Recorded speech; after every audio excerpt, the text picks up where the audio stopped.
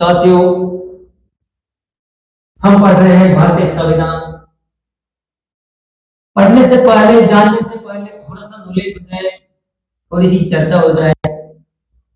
CET की exam आने वाली है, रेलवे के एग्जाम आने वाले हैं, रीट भर्ती आने वाले हैं, फर्स्ट ग्रेड, सेकंड ग्रेड, शिक्षक भर्ती भी आने वाली है।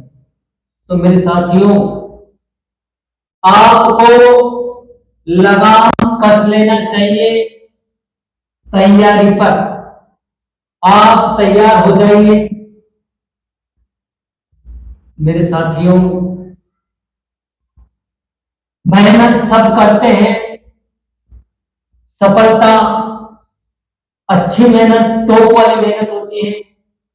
जो टॉपर मेहनत करता है हाई क्वालिटी की, तभी सफलता मिलती है। पढ़ना, हर इंसान पढ़ने की कोशिश करता है। करोड़ों बेरोजगार हैं और सब लोग पढ़ते हैं, मेहनत करते हैं, नौकरी पाने की कोशिश करते हैं, अच्छा प्रयास करते हैं, लेकिन जिसमें क्वालिटी होगी वो बंदा जॉब पाएगा गवर्नमेंट। साथियों, अब मेहनत सब करते हैं, लेकिन उसके पीछे रीजन होता है आप क्या पढ़ते हैं, कैसे पढ़ते हैं। मायना ये नहीं रखता है कि आप मेहनत करते हैं, कितनी मेहनत करते हैं, 24 घंटे में से आप कितना पढ़ते हैं, मायना ये नहीं रखता है। मायना ये रखता है कि आप क्या पढ़ते हैं। आप सिलेबस के हिसाब से पढ़ते हैं या फिर जो आया उसी को पढ़ डालते हैं।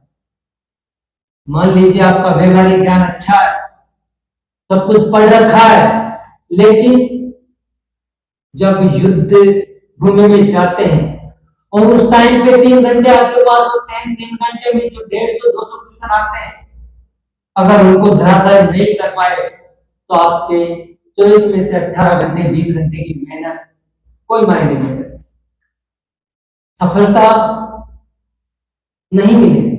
क्यों नहीं मिलेगी?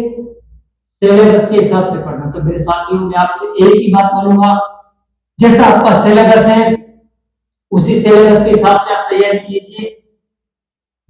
हाँ, सिलेबस से बाहर आपको व्यवहारिक ज्ञान और थोड़ा थोड़ा नॉलेज सब चीज का होना चाहिए।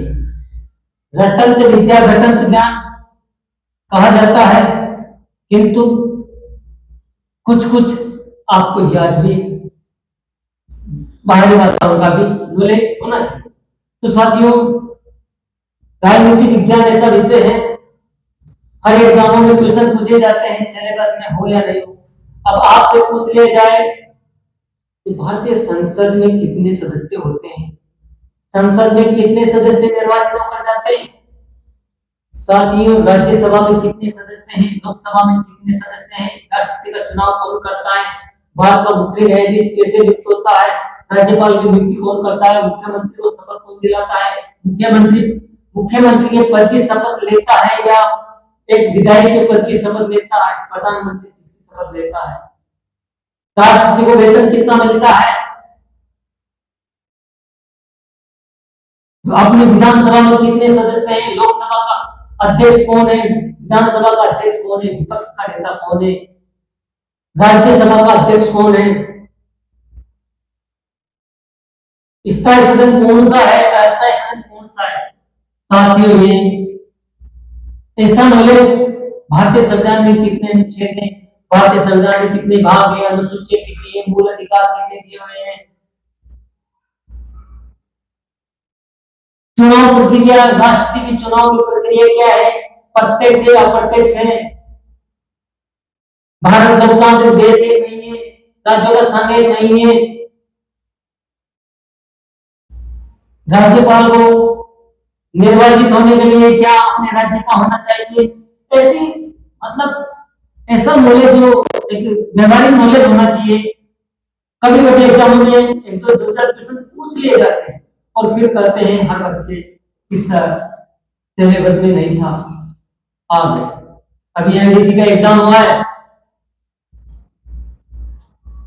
ऐसे क्वेश्चन पूछे हैं, इतिहास का उठाओ, ज्योग्राफी का उठाओ, अब आपको पता नहीं है भारतीय बंदरगाह, अब यार एक नॉलेज तो होना चाहिए ना। बंदरगाह है, कितने बंदरगाह है, समुद्र तट की लंबाई कितनी है, समुद्र के किनारे कौन कौन से राज्य हैं, कौन कौन से राज्यों की सीमाएं विदेशों से लग रही है, कितने राज्यों की, बांग्लादेश से कितनी, चीन से कितने, भूटान से कितने, नेपाल से कितनी, पाकिस्तान से कितनी, समुद्र के किनारे हैं। ये एक व्यवहारिक नॉलेज तो होना चाहिए ना। जब आपको नॉलेज नहीं है और आप सिलेबस भी पढ़ रहे हो, लेकिन थोड़ा सा इतना सा तो नॉलेज होना चाहिए। सफलता के तीर होते हैं,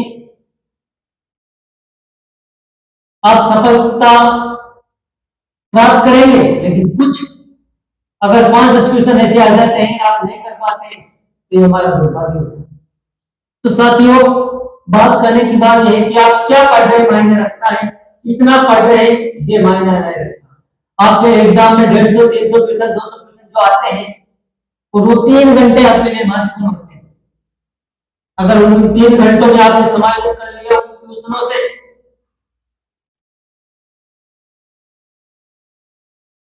और समझने के तहत आपने संधि की है, आपने क्वेश्चन किए हैं, आप गाइड कर गए, जंग जीत गए, धैर्य बनाकर आपने युद्ध भूमि में लड़ाई जीत ली है, तो मेरे साथियों सफलता आपके पेट चुमेगी।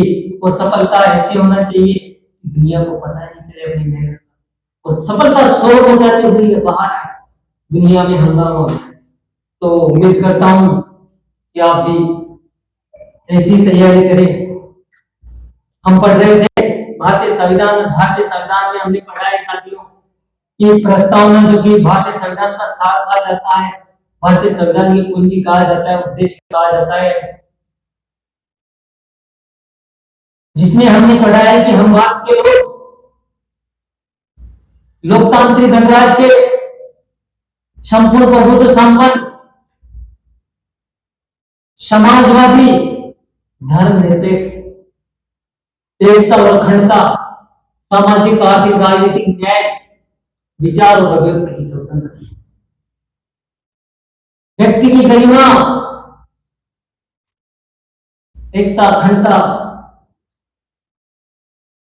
आदि के बारे में जाना है। साथियों, 26 नवंबर 1949 अंगीकृत अधिनियमित आत्मथित इन शब्दों के बारे में हमने जाना है। हमारे संविधान का निचोड़ है, सार है, कुंजी है, उनके बारे में हमने व्यवहारिक ज्ञान जाना है। उसके बाद में हमने पढ़ा है कि 22 भाग होते हैं भारतीय संविधान में, और 22 भाग, अनुसूचियां 12, मूल संविधान में 8, इनका भी हमने थोड़ा थोड़ा नॉलेज, कौन कौन सी अनुसूचियां, किस अनुसूची में क्या है, इतना सामने जाना। भागों का हम वर्तमान में जो पढ़ रहे हैं, तो हमने भाग 1 का अध्ययन किया है। भाग 1 अनुच्छेद 1 से 4 तक है, जिसमें हमने अध्ययन किया था कि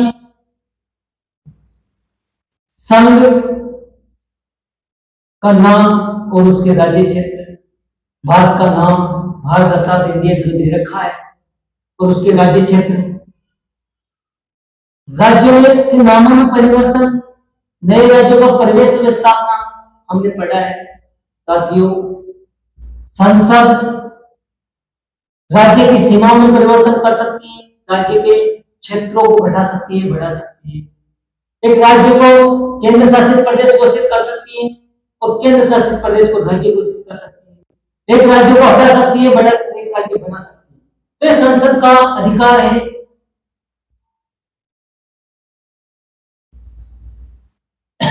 उसके बाद में हमने भाग 2 पढ़ा था, जिसमें नागरिकता के संबंध, एक व्यक्ति के नागरिक अधिकार, नागरिकता कैसे प्राप्त करता है, इसकी नागरिकता कैसे बनी रहती है, उसकी नागरिकता कैसे समाप्त होती है, इसके बारे में हमने अध्ययन किया है। मेरे साथियों, देश आजाद हुआ उससे पहले नागरिकता जो थी संविधान के प्रारंभ में, उसका उस नागरिक अधिकारों का वर्णन किया गया अनुच्छेद 5 में। अनुच्छेद 6 बोलता है कि पाकिस्तान से भारत को प्रव्रजन करने वाले व्यक्तियों के बारे में नागरिकता का अधिकार। 1947 में देश आजाद हो गया, आजाद के बाद में देश का विभाजन हो गया, दो भागों में बट गया, भारत और पाकिस्तान। पाकिस्तान के लोग भारत में आ गए, भारत के लोग पाकिस्तान में चले गए। तो भारत से पाकिस्तान को जाने वाले नागरिक और पाकिस्तान से भारत के अंदर आने वाले नागरिक, इन नागरिकों के नागरिक अधिकारों के बारे में उल्लेख किया गया है। उसके बाद में कोई व्यक्ति विदेश में उद्भूत होता है, जन्म लेता है, उसको नागरिकता कैसे मिलती है, कैसे अधिकार होते हैं, उनके बारे में वर्णन किया गया है। साथ ही एक अनुच्छेद बोलता है कि व्यक्ति स्वेच्छा से देश की नागरिकता छोड़ता है तो विदेशी नागरिकता ग्रहण करता है, उस व्यक्ति के नागरिक अधिकारों के बारे में उल्लेख किया गया है। अधिकारों को कैसे बना रहना, संविधान में कैसे अधिकार बने रहेंगे, इसके बारे में हमने जो अनुच्छेद 5 से 11 के मध्य नागरिकता के संबंधित जो अध्ययन किया था, उसमें आज हम पढ़ेंगे भाग 3, मूल अधिकारों के बारे में। मूल अधिकारों का उल्लेख भारतीय संविधान के भाग 3 में याद होना चाहिए। किसमें किया गया है? भाग 3 में किया गया है। और किस अनुच्छेद से कहां तक पूछ लिया जाएगा, कौन से अनुच्छेद? तो अनुच्छेद 12 से लेकर 35 के मध्य भारतीय संविधान के भाग 3 में मूल अधिकारों का उल्लेख 12 से 35 के मध्य किया गया है। यहां तक बात ले रहे साथ हम 12 से 35 जो अनुच्छेद है उनका अध्ययन बाद में करेंगे। पहले हमें ये नॉलेज होना चाहिए कि भारतीय संविधान में मूल अधिकार जो दिए गए कितने हैं और कौन कौन सा अधिकार हमें हटा दिया गया है, ये नॉलेज होना चाहिए। तो मेरे साथियों, मित्रों, भारतीय संविधान में 7 मूल अधिकार थे। संपत्ति के अधिकार को हटा दिया गया, संपत्ति के अधिकार को हटा दिया गया। उसके बाद में वर्तमान में भारतीय संविधान में 6 मूल अधिकार, 6 मूल अधिकार। प्रथम मूल अधिकार समता का अधिकार, समानता का अधिकार। मेरे साथियों, याद होना चाहिए कि मूल अधिकारों में समानता का अधिकार, समता का अधिकार। दूसरा अधिकार स्वतंत्रता का अधिकार। तीसरा अधिकार शोषण के विरुद्ध अधिकार। चौथा अधिकार धर्म की स्वतंत्रता का अधिकार होना चाहिए। पांचवा अधिकार शिक्षा और संस्कृति का अधिकार। और जो छठा अधिकार था संपत्ति का अधिकार, उसको हटा दिया गया। और सातवां अधिकार जो वर्तमान में छठा है, संवैधानिक उपचारों का अधिकार।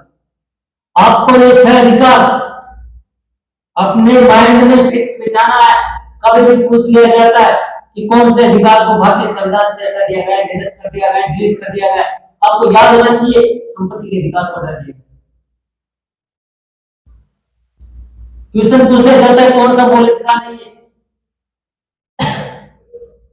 क्वेश्चन पूछ लिया जाता है कौन सा मूल अधिकार, तो आपको नॉलेज होना चाहिए कि समानता का, समता का अधिकार, समता का अधिकार आपको याद होना चाहिए। स्वतंत्रता का अधिकार याद होना चाहिए। शोषण के विरुद्ध अधिकार होना चाहिए। धार्मिक स्वतंत्रता का अधिकार याद होना चाहिए। शिक्षा और संस्कृति का अधिकार याद होना चाहिए। संवैधानिक उपचारों का अधिकार होना चाहिए। जो संपत्ति के अधिकार को डिलीट कर दिया गया उसको भी आपको याद होना चाहिए। अब साथ ही ये याद रखना है कि समता का अधिकार किस किस अनुच्छेद में, तो अनुच्छेद 14 से 18 के मध्य क्षमता का अधिकार, समानता का अधिकार, स्वतंत्रता का अधिकार की बात करते हैं तो साथियों समानता का अधिकार कौन कौन से अनुच्छेद में, तो अनुच्छेद 19 से अनुच्छेद 22 के मध्य स्वतंत्रता का अधिकार है। साथियों शोषण के विरुद्ध अधिकार आपको याद होना चाहिए। शोषण के विरुद्ध अधिकार अनुच्छेद 23 और 24 में आपको याद होना चाहिए कि शोषण के विरुद्ध अधिकार 23 और 24 में। मेरे साथियों, आपको याद होना चाहिए कि धार्मिक स्वतंत्रता का अधिकार कौन से अनुच्छेद में पूछ लिया जाता है कभी भी कि भारतीय संविधान में धार्मिक स्वतंत्रता का अधिकार किस अनुच्छेद के तहत, और पूछ लिया जाता है 25 से 28, 25 से 27, 27 से 32 और 23 से 25। आपको याद होना चाहिए साथियों, धार्मिक स्वतंत्रता का अधिकार 25 से 28 के मध्य होना चाहिए। आपको याद होना चाहिए धार्मिक वो शिक्षा और संस्कृति का अधिकार, शिक्षा और संस्कृति का अधिकार अनुच्छेद 28 और 29 और 30 में धार्मिक स्वतंत्रता का अधिकार 25 से 28, 29, 30 शिक्षा और संस्कृति का अधिकार। बात करते हैं संपत्ति के अधिकार को जो डिलीट कर दिया। अनुच्छेद 32 में संवैधानिक उपचारों का अधिकार आपको याद होना चाहिए। संवैधानिक उपचारों का अधिकार जिसके अंतर्गत 5 रीतें आपके अधिकारों के लिए दी गई है। 5 रीतें जिनका उल्लेख आगे क्लासों में करेंगे, हम रटा के रख देंगे सारे। तो साथियों, आपको याद होना चाहिए भारतीय मूल अधिकार कौन कौन से हैं। जो 7 मूल अधिकार थे वर्तमान में 6 है। संपत्ति के अधिकार को डिलीट कर दिया गया है। कौन कौन से हैं? समानता, समता का अधिकार, स्वतंत्रता का अधिकार, शोषण के विरुद्ध अधिकार, धार्मिक स्वतंत्रता का अधिकार, शिक्षा और संस्कृति का अधिकार, संवैधानिक उपचारों का अधिकार, संपत्ति के अधिकार को हटा दिया गया है। तो साथियों, आशा करता हूं आपको वीडियो अच्छा लगे तो लाइक करना, कमेंट्स करना। आप हमारा हौसला बढ़ाएंगे आपके लिए जी जान मेहनत करके। आपकी सफलता में हमें कोई कमी नहीं। हमसे जो बनेगा ज्यादा से ज्यादा मोस्ट एग्जामों के लिए उनका वीडियो आपके लिए, क्लासें आपके लिए बनाई जाएगी। तो मेरे साथियों, जहां कमी हो तो मैसेज करके बताना। समस्या है कि चल रही है माइक प्रॉब्लम, आवाज की प्रॉब्लम, तो मेरे साथियों आपसे हाथ जोड़ के निवेदन है, आप सपोर्ट कीजिए। आप इतना सपोर्ट दिखा दीजिए कि मैं एक अच्छा सा माइक खरीद सकूं, अच्छा सा मोबाइल ला सकूं। सपोर्ट आपका रहा तो आप जो इलेक्ट्रिकल बोर्ड आता है उस पे मेरी क्लास है। एक बार वो मिल जाए क्लासों में 4 चांद बन जाएंगे और आपके लिए अच्छे से अच्छे ट्यूशन एग्जामों के लिए सटीक सफलता के बांध लेके आऊंगा। धन्यवाद।